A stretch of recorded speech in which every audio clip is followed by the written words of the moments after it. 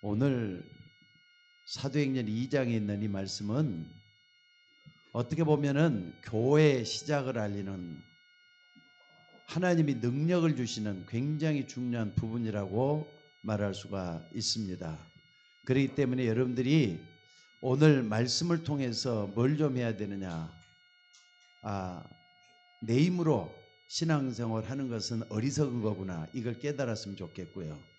또 신앙생활은 나 혼자만 구원받고 하나님의 자녀가 되고 천국 간다, 이렇게 생각하면 너무 이기적인 신앙이다, 이렇게 생각하면 될 줄로 압니다.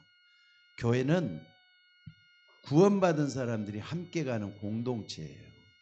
그러니까 여러분들 교회를 갔다가 다른 말로 뭐라 그러죠? 교회를 갔다가 방주라 그러잖아요. 방주. 교회는 방주 운동하는 데입니다. 이걸 잊지 말았으면 좋겠어요. 방주는 배잖아요. 배. 노아 시대 때 물로 심판을 할 때 방주에 탄 사람들은 전부 다 살아났어요. 근데 방주는 노아 혼자만 만들질 않았을 겁니다. 노아 식구들이 다 연합을 해서 하나가 돼가지고 원네스가 돼서 아마 방주를 만들었을 거예요. 그래서 암소 한 쌍씩 짐승들도 넣고 모든 종족들을 그 속에 다 넣어서, 종족이라는 건 짐승들을 얘기하는 겁니다. 노아 식구들만 그 속에 탔고. 근데 그게 방주 운동이에요. 왜 우리가 교회가 방주 운동을 해야 되느냐 할 때는 시대를 잘 분별하면은 이게 답이 나옵니다. 지금도 말이죠. 여러분 한번 봐보세요. 세계는 어떻게 된 게 민주주의 국가하고 사회주의 국가하고 쌍벽을 이루면서 살고 있잖아요. 러시아, 중국 이런 데는 사회주의 국가라고 말할 수 있죠. 뭐 북한도 말할 것도 없지만은. 그리고 우리나라, 일본 또 뿐만 아니라 미국 이런 데, 대만 이런 데 전부 다 이게 민주주의 국가예요. 한마디로 말해 지금 선생님가 뭐 하고 있느냐? 이념 전쟁을 하고 있잖아요. 이념 전쟁을 하고 있다 이 말이에요. 이데올로기 워라고 말할 수 있죠. 그러니까 서로가 말이죠, 생각과 이념이 똑같지 않기 때문에 전쟁으로 가지 번졌는데 이게 이제 싸움이 되고 있다 이 말이죠. 지금도 우크라이나하고 러시아하고 싸움을 하고 있는데 옛날에 구소련 연방이거든요. 우크라이나도 마찬가지로. 근데 거기서 분리돼 가지고 우리는 민주주의 국가 속에 같이 가겠다 해가지고 우크라이나가 들어오니까 러시아가 화가 나고 옛날에 크림반도를 합병을 했어요. 그러고 난 다음에 이번에 우크라이나 땅을 다 그냥 자기들이 독식을 하겠다, 건방지다 이거예요. 왜 민주주의 국가와 같이 노느냐, 이것 때문에 싸움이 난 게 이거잖아요. 이념 전쟁이에요. 여러분들 이것 때문에 물가가 천정부지로 올라가고 여러분들도 당장에 삶이 고달퍼지는 거, 뭐 기름값도 말할 필요 없이 그냥 배 이상이 뛰어버리고요. 또 뭐 여러 가지 뭐 시장에 가보면은 채소값이 그냥 뭐 금치가 될 정도로 다 올라가 버리고 공산품도 다 오르고, 참 이게 어떻게 이렇게까지 될 수가 있는가 싶을 정도로 답답하고 어렵습니다. 근데 여러분들 이런 가운데서 여러분들이 한번 생각을 한번 해보세요. 여러분들이 제1순위로 기도하고 있는 게 뭐냐 이거예요. 이런 가운데서, 이런 살기 힘든 세상에 내가 제일 처음 가장 먼저 기도해야 될 게 뭐냐. 물론 여러분 자신을 놓고도 기도해야 되고 여러분 가정을 놓고도 기도해야 되겠지만은, 여러분들이 말이죠, 이걸 생각을 해봐요. 여러분과 저는 구원받았어요. 구원받았는데 내가 구원받고 옆에 있는 사람도 구원받은 우리가 돼가고 있어요. 우리라고 하는 이건 신앙 공동체예요. 신앙 공동체. 교회를 신앙 공동체라고 하잖아요. 여러분들이 참 살기 힘들고 어려운 가운데서도 여러분이 몸을 담고 있는 이 서울 예인교회를 위해서 정말로 한번 마음을 들여서 한번 기도 한번 해줬으면 좋겠어요. 기도를 해주는 게 아니라 함께 기도하는 공동체가 될 수 있기를 주의 이름으로 축원합니다. 그리고 나서 마음 중심으로 1순위지 않고 교회를 놓고 기도할 때 어떤 일이 일어나는가 확인을 해봤으면 좋겠어요. 그것도 중심으로. 그래서 오늘은 이렇게 기도할 수 있는 사람을 갖다 뭐라 그러느냐, 참 제자다, 이렇게 한번 정해봤어요. 성도와 교회를 살리는 참 제자는 어떤 신앙이 가지고 있어야 되느냐. 여러분들 신앙생활은요, 나와 내 가족만 위하는 것이 아닙니다. 하나님의 부르심의 공동체가 맞다면은 이런 부분을 잘 붙잡고 기도로 올인할 수 있는 여러분이 되셔야 될 줄로 믿습니다. 왜 그렇습니까? 왜 우리는 교회를 위해서 꼭 기도해야 되느냐? 왜 그러는가? 왜 우리는 교회를 놓고 기도해야 되느냐 하면은요, 한번 봐보세요. 여기 서론입니다. 지금 왜 우리가 이렇게 기도해야 되느냐? 지금 전 세계는 말이죠, 이 이념 전쟁은 뭐 안 믿는 사람들까지도 포함되지만은 지금 전 세계가 영적 전쟁을 하고 있기 때문에 그래요. 지난 수요일 날에도 말씀을 좀 드렸습니다만 영적 전쟁을 하고 있어요. 영적 전쟁이라 말할 때는 지금 한번 봐보세요. 우상, 그러니까는 우상 신전을 지어놓고 여기에 사람들을 모으고 있잖아요. 전 세계 어딜 가봐도 사람들이 어떻게 이렇게 몰려가는지 신전을 다 만드는데 거기에 우상이 딱 들어앉아 있어요. 당장에 우리 앞에도 이게 어머니 교회라는 데가 사이비가 돼갖고 있는데 거기 사람들이 막 몰려가더라고요. 여러분들은 예수 그리스도의 십자가의 은혜를 말미암아서 구원받은 하나님의 자녀가 된 줄로 믿습니다. 요 사실을 믿는다면은 내가 몸을 담고 있는 교회를 위해서 기도해야 될 이유가 여기에도 있어요. 지금 전 세계가 영적 전쟁을 하고 있는데 사람들은 우상 숭전을 다 짓고 있는데 저 사람들이 저랬을 때 우리 교회는 어떻게 되겠느냐 하는 생각을 한번 해보셔야 돼요. 지금도 많은 교회들이 코로나 때문에 문을 닫고 있다고 합니다. 내 주변에 있는 사람들은 잘 모르겠는데 멀리서 그런 이야기들이 많이 들려오더라고요. 여러분 좀 마음을 모아서 교회를 놓고 좀 기도하는 이 시간이 됐으면 좋겠습니다. 또 뿐만 아니라 여러분들 한번 봐보세요. 이게 말이죠, 우상 신전을 짓고 있는데 아까 내가 방주운동이라고 그랬었어요. 방주운동은 하나님께서 노아를 통해서 물로 심판하고 했다고 했을 때 어떤 일이 벌어졌죠? 방주 안에만 들어가면 누구든지 다 구원을 받는단 말이에요. 짐승도 받고 사람도 받고. 근데 방주를 지을 때 산꼭대기에다 지었거든요. 산꼭대기에다 지어놓고, 그러니까 사람들이 아니 배를 띄우려면은 바다에다가 띄워야지 무슨 산꼭대기에다가 배를 짓느냐, 배를 만드느냐, 사람들이 막 비웃고 손가락질하고 그랬어요.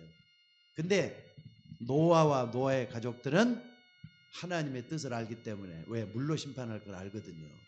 그러니까 여러분들이 이런 부분을 잘 안다면은요, 방주를 왜 지어야 되는지 답이 나오잖아요. 하나님이 물로 심판하신단다.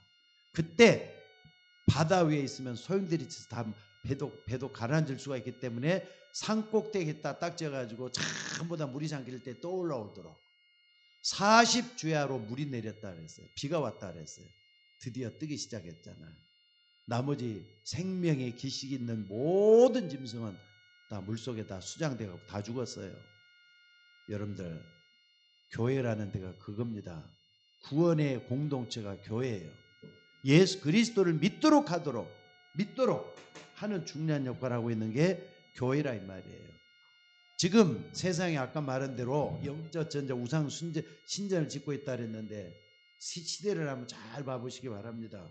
시대가 어떻게 변화하느냐. 교회 안에까지 교회가 전부 다 이렇게 복음만 말을 해야 되는데 복음이 아니라 종교를 말을 해요. 여러분들, 교회는 복음만 말하면 좋겠지만은요, 그렇지 않는 교회들이 많거든요. 복음 안전하고 윤리 도덕도 그것 굉장히 중요하다고 말이죠. 물론 중요하죠. 근데 그걸 갖다가 우선순위로 전할 수는 없습니다. 근데 여러분들, 우리 교회도 다른 우상 종교 중에 하나다 이렇게 말하는 사람이 있으면 안 되겠죠. 또 뿐만 아니라 교회 안에 복음이 정말 전해져야 되는데 율법이지에 모든 걸 전해간다 이 말이에요. 그래서 여러분들 3단체 있죠. 3단체. 여기 좀 나가기 때문에 3단체라고 얘기를 하겠습니다. 3단체 이걸 잘 이용을 해가지고 교회까지 파고들어요. 그러니까 미국의 대통령들 가운데 여러분들 프리메이슨 멤버들이 많다는 거 여러분 알고 있을 겁니다. 교회 다했다는 사람들이에요. 근데도 불구하고 그 속에 들어가서 3단체가 이용을 다 했어요.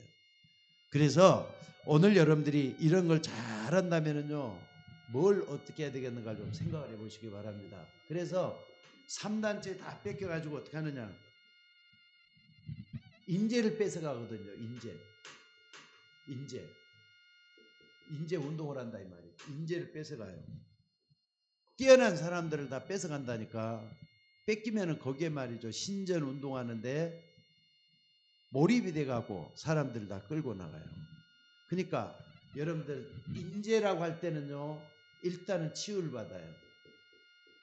거기서도 치유하거든요. 또 뿐만 아니라 서밋 운동이 될 수밖에 없도록 돼 있어요. 그래가지고 어떻게 하느냐, 자, 그래가지고 어떻게 하냐면은요, 앞으로 말이죠, 인재가 일어나 문화 전쟁이 꼭 일어납니다. 문화 전쟁. 우상 문화라는 게 있잖아요. 세상 문화가 결국에 가서는 우상 문화죠.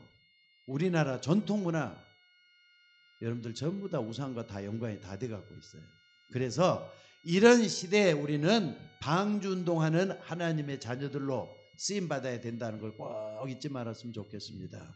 그래서 오늘 여러분들이 보면은요, 요즘 잠깐만요.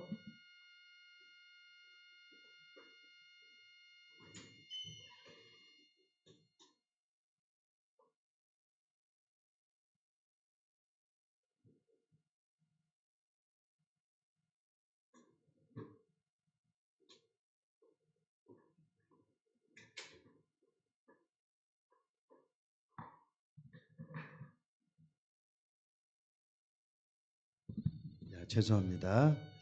자, 그래서 첫 번째 우리가 꼭 좀 생각을 해야 되거든요. 성도를 치유하는 거. 요게 여러분들이 해야 될 일이고 교회가 해야 될 일이다. 잊지 말았으면 좋겠습니다. 그러니까 이것도 시간표가 있지 않겠어요? 내가 하나님 앞에 쓰임받는 되려면 이게 좀 되져야 될 줄로 믿습니다. 그러니까 구원받고 하나님의 자녀가 됐어요. 그걸 갖다 성도라고 그러죠. 성도는 구원받은 하나님의 백성을 성도라 그래요. 그러면 구원받았다고 해서 여러분들이 예수 믿고 구원받았다고 해서 모든 게 다 그냥 판이하게 다 달라져 버렸다. 저는 그렇게 생각하지 않습니다. 여러분들도 어떻게 보면 불신자에 조금 달라졌던 것 뿐이지 옛날 모습 그대로 가지고 있거든요. 그러니까 12가지 문제 한번 잘 생각을 해봐요. 12가지 문제. 아직도 이 속에 있을 수가 있거든요. 구원받았다고 하지만은 12가지 문제 속에 있단 말이에요. 그러니까 자, 창세기 3장은 뭐라 그랬죠? 나 중심이라 그랬어요. 구원받았는데도 불구하고 나 중심이라니까. 창세기 6장은 뭐라 그랬죠? 물질 중심이에요. 그래도 돈이 있어야 되지 않느냐 하면서 나가는 거. 창세기 11장은 뭐죠? 성공 중심의 삶. 그래도 성공해야 된다 이렇게 나가는 거. 어떻게 보면 굉장히 중요한 근본적인 거죠 이게. 여러분 이게 치유받아야 돼요. 구원받은 하나님의 자녀는 내가 중심이 돼서는 안 되죠. 나는 하나님 앞에 쓰임받아야 된다. 여기서 하나님을 잘 생각을 해봐야 돼요. 그러면은 내가 아니라 우리라는 말이 중심이 되고 또 우리보다는 하나님이 중심이 되는 그 속에 들어가게 될 줄로 믿습니다. 그러니까 여러분을 잘 보시고요. 그 다음에 사도행전 13장에 보니까 무속이 나오죠. 또 뿐만 아니라 16장에 자 사도행전 13장에 여기서는 뭐죠? 여기에 뭡니까? 섬에 들어갔더니 어떤 사람하고 연관된 사람 만났죠? 어떤 사람을 연관돼 갖고 있는 사람을 만났죠? 이 사람들이 박수하고 연결이 됐다 그랬잖아요. 박수. 그러니까 박수와 연결이 돼 갖고 있는 사람들이 온통 여기에 쫓아다닌단 말이에요. 또 뿐만 아니라 16장에는 점하는 귀신이라 그랬어요. 점술. 또 뿐만 19장에서는 신전. 그러니까 이게 뭐냐면은 신전이면은 아까 말했던 우상 여기 나오잖아요. 근데 이 부분을 딱 봤을 때는 뭐가 나오냐면요. 여러분 꼭 보셔야 돼요. 요 문화하고 우리나라 옛날 문화하고 연관이 다 돼 갖고 있어요. 우리나라도 당군 신부터 쭉 해가지고 내려오면서 요 속에 다 들어왔거든요. 전통 문화도 이 속에 들어오는 겁니다. 거기다가 여러분 잘 아는 뭐가 있죠? 불신자 상태 6가지. 불신 상태 6가지가 딱 들어있는 거예요. 그러니까 요 속에 있는 사람들을 어떻게 되느냐? 치유할 준비를 해야 돼요. 여러분 그리스도 아무렇게나 소홀히 여겨서는 안 됩니다. 그리스도 여러분의 모든 걸 치유할 수 있는 근본이 되셔요. 근본을 치유할 수 있는 근본 치유가 요 속에서 다 나온다는 거 잊지 말았으면 좋겠어요. 그래서 오늘 여러분들이 정말로 내가 구원받았으면 여기서 완전히 빠져나왔다. 먼저 믿고 여러분 자신을 자꾸 바꿀 생각을 하셔요. 그리고 내 옆에 있는 성도들이 이게 보이거들랑 정말로 뭘 해줘야 되냐? 포럼을 좀 해줘요. 포럼도 해주고 또 여러분들이 그 사람에게 말씀으로 치유도 해주고 이러면서 이게 계속 나와야 될 것 같아요. 자, 또 뿐만 아니라 성도들이 지금 어디에 걸려 있느냐면요. 성도들이 어디에 걸려 있느냐면은 자, 한번 봐봅시다. 12가지 문제 있고요. 여기 12가지 문제. 두 번째는 뭐냐면은 기도할 수 없는, 기도가 잘 안 된단 말이에요. 기도할 수 없는 아주 어디에 빠져 있느냐. 여러분들 한번 봐봅시다. 기도할 수 없는 황폐화 돼 있어가지고 황폐화 될 수밖에 없는 영적 상태예요. 영적 상태. 기도가 안 된다니까. 교회에서는 그렇게 기도를 강조를 많이 해요. 기도합시다. 새벽 예배 좀 합시다. 수요 예배 나와서 예배 좀 드립시다. 금요일 날 우리 같이 모여서 예배합시다. 또 우리가 모여가지고 정말 하나님 앞에 쓰임받는 종들이 되자고 그렇게 하면서 기도하자고 하는데도 여러분의 마음이 삭막해져 갖고 있어요. 여기 뭐를 하느냐? 영적 상태가 이상하게 변질이 돼 있다 이 말입니다. 그러니까 이거 치유받아야 돼요. 여러분들 어느 속에 들어가야 되는 줄 아시죠? 사도행전 1장 14절이에요. 초대 교인들은 마가다락방에 모여가지고 정말로 하나님이 이들에게 줬던 말씀을 붙잡고 전혀 기도하기에 힘쓰더라 그랬어요. 요 속에 꼭 들어가셔야 돼요. 그래서 여러분들이 뭘 해야 되느냐? 앞으로 나는 지금 내가 문제 잘못하고 있구나. 기도 속에 들어가야 된다. 처음부터 요 속에 들어가는 영적 상태를 만들어야 된다 이 말. 그래서 성도들이 취하는 시간표가 언젠가 스스로는 하나하나 정리해 가면서 이런 부분을 맞춰봐야 될 줄로 믿습니다. 그러니까 요거는 결국 뭐냐면 기도에 집중하는 시간표를 꼭 찾아내야 된다 이 말이에요. 기도에 집중하는 시간표를 찾아내야 돼요. 그 다음에 또 세 번째 할 수 있는 게 뭐냐면요. 여러분들 성도라고 할 때는 적어도 성교의 가장 중심부를 꿰뚫을 수 있는 사람 되져야 돼요. 그러려면은 우리가 예수님이 누구라 1장 1절이죠. 사도의 1장 1절. 데오빌로여 내가 먼저 쓴 글에는 예수께서 행하시며 가르치기 시작하신부터 그가 승천하신 날까지를 기록하였노라. 그게 뭐냐면은 사복음서의 주제가 그리스도거든요. 그리스도 정확하게 알 수 있도록 치유하셔야 돼요. 내 주변에 예수 믿는 사람들이 정말 그리스도로 모든 답을 얻을 수 있도록 하셔야 된다 이 말이에요. 또 이게 되면 어떤 일이 벌어지죠? 하나님 나라가 이루어지게 돼 갖고 있어요. 나 혼자가 아니라 주님이 나와 함께 하시면서 천군 천사를 보내서 나를 도와주겠다. 요걸 딱 붙잡고 모인 게 말이죠. 8절이잖아요. 요거 뭡니까? 성령 충만. 성령 충만. 그래서 여러분들이 시간표가 어디에 있는지 여러분 스스로 한번 생각해 봐. 아직도 근데 대부분 교회는 요 속에 다 빠져 있어요. 각인 뿌리 체질이 되어야 되는데 요게 요 속에 들어가야 되는데 아직까지 요 속에 있다니까. 나 중심, 물질 중심, 성공 중심. 요게 전부 다라고 생각을 해요. 그래서 하나님 여러분에게 문제를 줘서 그 문제를 통해서 하나님을 가까이 하도록 만들었다는 거 잊지 마시기를 바랍니다.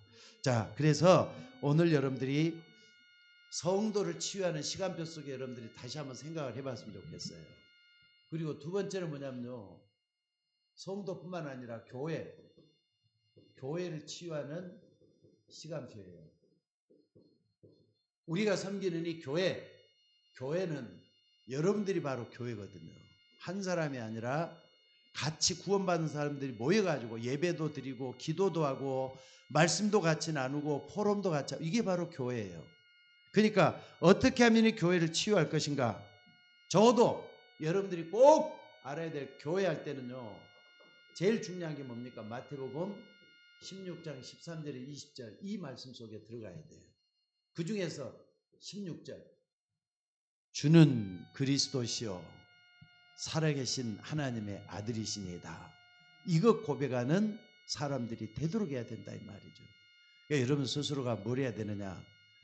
정말로 내가 그리스도로 완전 답을 얻고 하나님 나라로 힘을 얻을 수 있는 내가 돼야 되겠다 하면은 여러분들이 이 속에 들어가는 것이라는 거 잊지 말았으면 좋겠습니다. 그래서 오직 복음의 언약만 딱 붙잡으면 중요해요.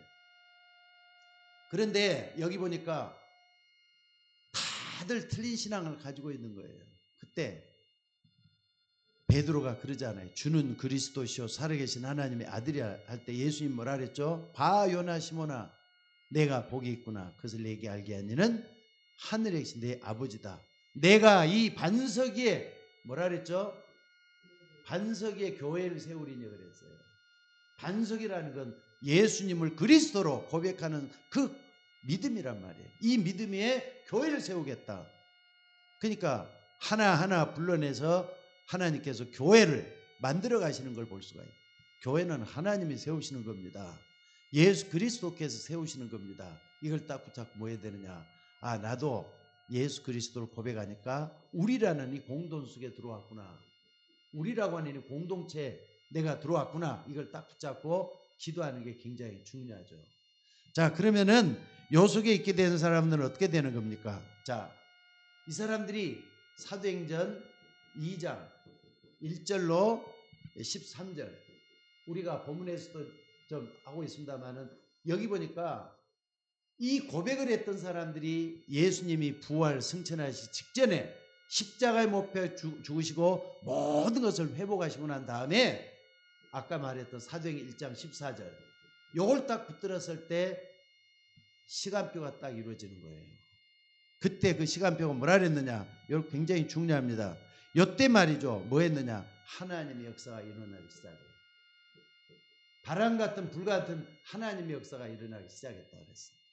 그러니까 여러분들 신앙생활은 여러분의 힘으로 하려고 하면은 한계가 옵니다. 때가 되면은 무너질 수도 있어요. 그러니까 뭐냐? 하나님의 힘으로 신앙생활 준비를 하셔야 돼요. 그래서 여러분들 기도하시라니까. 내가 이 반석에 내 교회를 세우리라 했을 때 우리 주님께서는 말씀하시는 게 뭐라 그랬냐? 하나님 나라가 임하도록 기도하라 그랬어요. 기도하는 그 역사를 통해서 성령 충만의 역사를 약속했다는 거 잊지 마셔야 돼요. 그러니까 교회는요, 성령 충만한 교회가 되지 않으면은 교회는 힘이 없어지게 돼요. 목사도 성도들도 함께 기도하면서 교회를 성령 충만한 교회로 이끌어가는 그런 역사가 일어나줘야 될 줄로 믿습니다. 그러니까 성도들은 모두가 다 이 체험을 할 수 있는 여러분들이 되셔야 될 줄로 믿습니다. 그래서 다른 것 하지 말고 예수님은 그리스도다. 여기서 체험되어져야 돼요. 그리고 체험했던 사람들이 모여가지고 교회를 섬기는 겁니다. 자, 그랬을 때 어떤 일이 벌어지느냐? 사도행전 2장 14절로 17절에 보니까 예언했던 메시지들이, 요해를 통해서 예언했던 메시지들이 다 나와요. 말세에 내가 내 영을 모든 육체에 부어주리니 너희의 자녀들은 예언할 것이요 너희의 젊은이들은 환상을 보며 늙은이는 꿈을 꾸리라. 복음이 전파되는 그 꿈이에요. 지금 이게 한마디로 말하자, 복음 전파되는 거. 성령 충만하면은 모든 남녀노소 할 것 없이 복음 전하는 그 속에 예언의 메시지가 성취되는 걸 볼 수가 있다, 이 말씀을 하고 있는 겁니다. 그래서 오늘 여러분들이 정말로 뭐 해야 되느냐? 교회가 치유되는 것은 여기까지 가야 되는 거예요. 말세에 내가 내 영을 너희에게 부어준다 그랬어요. 성령 충만한 역사 부어주신다고 약속을 하잖아요. 그러면서 말이죠, 예언했던 것들이 전부 다 성취되는 거예요. 여러분, 우리라고 하는 믿음의 공동체는 성령 충만한 주의 종들이 되셔야 될 줄로 믿습니다. 그러니까 위로부터는 타시트 파워라 그래요. 위로부터는 성령 충만한 그런 역사가 여러분에게 임할 수 있기를 주의 이름으로 축원합니다. 뭐 하느냐? 기도하는 게 중요해요. 기도하는 게. 기도해서 이런 역사를 이루는 우리 교회가 되셔야 될 줄로 믿습니다. 자, 그리고 세 번째는 뭐냐면요, 교회가 치유받아가지고 내가 이 반석에 내 교회를 세우리라 그랬는데 결국 뭐 해갖고 오느냐? 하나님 가장 그토록 원하는 전도, 그리고 선교하는 시간표가 온다 이거죠. 전도하고 선교하는 시간표가 와요. 그러니까 여러분들이 이 부분을 정말로 한번 말씀을 통해서 한번 봐보시기 바랍니다. 사도행전 2장 1절에 보니까 오순절 날이라 그랬어요. 오순절 날이 이미 이름에, 그러니까 바람 같은 불 같은 역사가 언제 일어났느냐? 오순절 날이 이미 이름에 이때 일어났단 말이에요. 또 뿐만 아니라 사도행전 2장 5절 같은 데 보면요, 그때 그랬어요. 그때 하나님은 시간표를 굉장히 중요시 여겼던 것 같아요. 그때 그랬어요.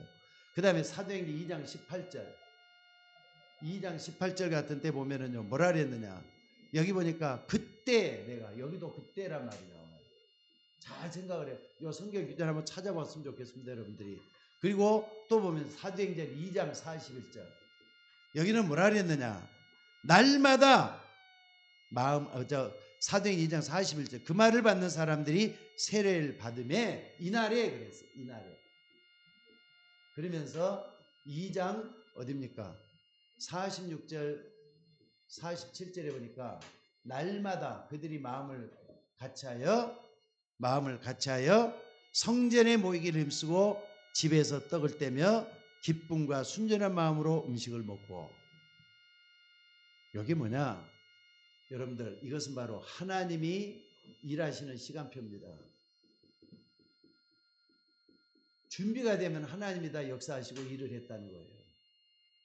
그러니까 이 부분을 여러분들이 잘 생각하면서 하나님은 구원받은 사람을 자꾸 끌고 가는 거예요. 어디로 끌고 가느냐? 전도할 수 있는 방향으로, 선교할 수 있는 방향으로 끌고 가신다 이 말이에요.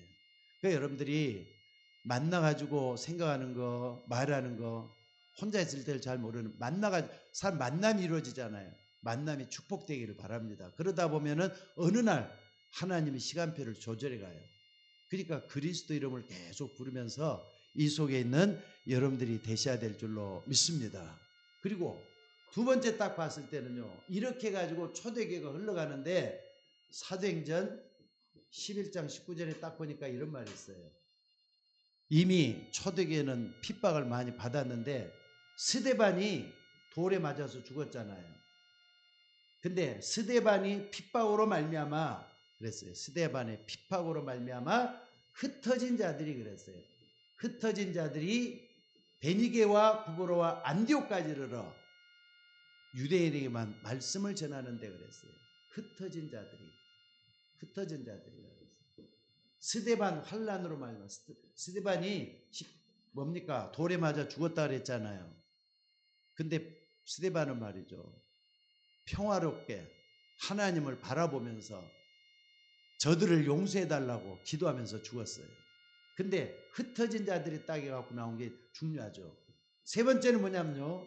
사도행전 13장 1절에 딱 1절부터 4절에 딱 보니까 뭐가 나옵니까? 여기 보면 우리 교회에서 5인 1조 팀이 나와요. 바나바라는 사람이 있었고 바울이라는 사람이 있었고 그 다음에 마나엔이라는 사람이 있었고 그러니까는 이런 사람들 다섯 명의 사람들이 딱 모였어요. 이 안디옥 교회 선지자들과 교회가 있으니 그 바나바와 니게르라는 시몬과 구레네 사람 누게와 헤롯의 젖동생 마나엔과 및 사울이라. 그러니까 흩어진 자들이 모여가지고 복음을 전하는데 바로 여기에서 말이죠. 5인 1조 팀이 딱 이루어졌는데 여기가 어디였느냐? 안디옥이라는 동네예요. 안디옥 교회가 이루어지는 거죠. 그러니까 초대교회에서부터 시작해가지고 어디까지 끌고 가느냐? 안디옥 교회는 벌써 이제 바나바와 사울을 선교해가지고 외국으로 파송하는 게 나와요. 선교사 파송이 나와요. 선교사 파송을 한다 이거죠. 그래서 복음을 전하게 만드는 그런 모습을 여기서 볼 수가 있습니다. 그러니까 오늘 여러분들이 여기서 꼭 좀 생각을 해봐야 돼요. 우리는 마가다락방에만 머물러 있을 수가 없어. 하나님은 어디까지 끌고 가는가 이걸 보면서 많은 걸 생각을 해봐야 돼요. 그래서 이제 그 유명한 사울이라는 사람이 다메섹 도상에서 부활하신 예수님을 만나고 난 뒤부터 뭐라 그랬습니까? 바울은 말이 온통 복음 전하는 일만 하는 거예요. 나의 달려갈 길과 주 예수께 받은 사명 은혜의 복음 증가하는 일을 마치려면은 내 생명을 좀 더 귀한 것으로 여기지 않겠다. 여러분 바울이라는 사람이 어떻게 가지고 하나님 앞에 돌아왔는가 아시죠? 그렇게 하다가 뭐 하는 겁니까? 1차, 2차, 3차 전도행을 통해서 오직 복음 전하는 일만 하는 거예요. 바울은 아마 마음속에 항상 간직했던 게 사도행전 1장 8절 말씀이었을 거예요. 오직 성령이 너희 임하시면 너희가 권능을 받고 예루살렘 온 유다 사마리아와 땅끝까지 이르러 내 증인이 되어야 하리라. 이 말씀을 딱 붙들고 계속 기도하면서 복음을 전하는 거예요. 근데 바울을 끌고 간 건 하나님이셨어요. 그런데 여기 딱 보니까 어떤 일이 있었느냐? 사도행전 19장 21절에 보니까 바울이 말이죠. 그 전에 19장 앞에 딱 보면 뭐가 되느냐? 기적이 일어나요. 마술사 하나를 완전히 깨뜨려가 마술사들이 하나님께 돌아오면서 자기가 가지고 있는 책 있죠. 마술하는 책. 이걸 전부 다 불태워버렸다. 자기들이 불태워가 하나님 앞에 돌아오는 거예요. 그러고 난 다음에 뭐라 그러냐? 불태운 책만 해갖고 은 5만 양쯤 된다. 은 5만쯤 되더라 그랬어요. 그때 바울이 깨달으면서 내가 예루살렘에 갔다가 로마도 보아야 하리라는 말이 나와요. 로마도 보아야 하리라. 로마도 보아야 하리라. 이런 말이 여기서 처음 나왔어요. 아, 생각을 해보니까 기도하다 생각해보니까 진짜 복음을 제대로 전하려면은 핵심부로 들어가야 되겠구나. 로마로 가서 복음을 전해야 되겠다. 이렇게 하다가 나중에는 어떤 일이 벌어지는 겁니까? 여러분 여기서 꼭 좀 봐야 될 게 뭐냐면요. 바울이 이렇게 하는데 무슨 일, 결국은 잡혀가지고 로마가 아니라 예루살렘으로 가요. 그게 23장 11절이에요. 23장 11절. 감옥에 들어가고 있으면서 바울이 뭐라 그럽니까? 여기서 말이죠. 정말 기도하고 있는데 천사가 나타나가지고 바울이가 그러잖아요. 바울아 두려워 말라. 바울아 두려워 말라. 그러면서 여기서 하는 말이 뭐라 그랬습니까? 예루살렘에서 나의 일을 증언했던 것처럼 로마에서도 증언하리라. 천사가 이런 얘기를 하는 거예요. 그러면서 나중에 어떤 일입니까? 이제 로마로 파송이 되어가는 거예요. 27장 24절. 여기 보니까 알렉산드리아 배 안에서 유라굴라는 큰 폭풍이 있는데 배 밑창에서 기도하고 있다가 그러니까 천사들을 또 만나는 거예요. 주님이 직접 얘기하기를 뭐라 그럽니까? 바울아 두려워 말라. 내가 가이사 앞에 서야 하리라. 가이사 앞에서, 가이사는 로마 황제잖아요. 가이사. 로마 황제 가이사 앞에 서야 할 것이다. 요거 결국 뭘 의미하는 거죠? 하나님은 어디로 끌고 가는 겁니까? 로마 복음화로 끌고 가는 거예요. 로마 복음화는 세계 복음화 아닙니까? 우리가 미국이 복음화되면 전 세계가 복음화된다 그런 말이 있잖아요. 그래서 하나님이 끌고 가는 걸 잘 한번 봐보세요. 요걸 하기 위해서는 성도가 살아나고 교회가 살아나야 될 아주 중요한 시간표가 오는 줄로 믿습니다. 그렇다면은 여러분들이 꼭 좀 기해야 될 것은요. 결론적으로 말씀을 좀 드릴게요. 이거 하기 위해서는 뭘 해야 되느냐? 가장 중요한 게 뭐냐? 나를 복음화하는 게 가장 중요해요. 내가 어디에 있어야 되느냐? 성도 속에 있고 기도 속에 있고 전도 선교하는 속에 있으려면은 가장 먼저 내가 복음의 중심 속에 들어가야 돼요. 그래서 갈라디아서 2장 10절에 그랬죠. 바울도 복음을 전하기 위해서 정말로 예수님을 알고 나서부터 나중에 고백을 해요. 내가 그리스도와 함께 십자가에 못 박혀 죽었나니 그런즉 이제는 내가 사는 것이 아니라 내 안에 그리스도가 사는 것이다. 여러분들 그리스도가 여러분 속에 살고 있으면은 이 사람 가장 축복받은 행복한 사람이 되는 줄로 믿습니다. 또 뿐만 아니라 여러분들이 두 번째는 뭐냐? 가족 복음화가 중요하죠. 가족 복음화. 가족 복음화. 사도행전 16장 31절에도 그랬죠. 주 예수를 믿으라. 그러면 너와 내 집이 구원을 얻으리라 그래서 요 놓고 계속 기도하셔야 돼요. 지금도 우리 비대면으로 예배에 들어와 있는 우리 자매님 가운데서도 그렇지만은요. 혼자 믿으라가는가? 나를 향한 하나님의 계획이 있어요. 먼저 나를 믿게 만드는 하나님의 계획이 있다는 거 잊지 마셔야 돼요. 그래서 주 예수를 믿으라. 그러면 너와 내 집이 구원을 얻으리라 그랬어요. 여러분 가정을 구원하는 거 하나님의 계획이에요. 이걸 놓고 이 두 가지가 딱 되어졌을 때 뭐가 되느냐? 교회. 이제 교회가 하나 돼서 복음화로 나가는 거예요. 이거는 함께 가는 공동체예요. 이게 되어질 때 우리는 세계를 복음화할 수 있는 그런 역사가 일어난다는 거 잊지 마시기를 바랍니다. 자, 그래서 요일에서 가장 중요한 게 뭡니까? 바람 같은 불 같은 성령의 역사가 우리에게 일어나는 일이 중요해요. 우리는 말로만 주여 주여 해서는 안 됩니다. 예수 그리스도는 어제나 오늘이나 영원토록 동일하다 그랬어요. 날마다 우리와 함께 하신 그 주님께서 저와 여러분을 어디까지 끌고 가기를 원하느냐? 전도 선교하는 그 속에까지 끌고 가기를 원하는 거예요. 거기는 시간표가 있단 말이에요. 여러분들 이걸 놓고 기도하는 여러분들이 되시기를 바랍니다. 정말로 우리는 하나님의 뜻을 이루는 사명이 있습니다.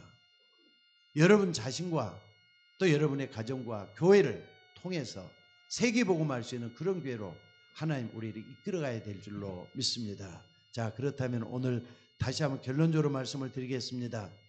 성도와 교회와 시대를 치유할 사명을 하나님이 저와 여러분에게 주셨다는 거 잊지 마시기를 바랍니다. 사명은요, 깨닫는 사람만이 사명을 감당할 수가 있어요. 아무리 강단의 사명입니다 해도 나하고 깨달아지질 않으면 이건 소용이 없는 거 아닙니까? 오늘 조금 어려운 설교를 했습니다. 다시 한 말씀드립니다. 시대가 자꾸 이렇게 하나님이 없다고 말하는 불신앙 속에 가고 있지만은 나를 치유하고 교회를 치유하고 전도 선교하면서 하나님이 쓰시는 하나님 방향에 맞는 우리가 될 수 있기를 주의 이름으로 축원합니다. 자, 기도하도록 하겠습니다. 오늘은 우리 비대면으로 예배하는 분들이나 또 대면으로 예배하는 우리 성도님들이 나를 놓고 여러분 가정을 놓고 또 우리 교회를 놓고 복음 전하는 교회가 되어서 세계가 복음 되기를 원해서 같이 기도할 수 있기를 바랍니다. 우리 다 같이 통성으로 좀 기도하도록 하십시다.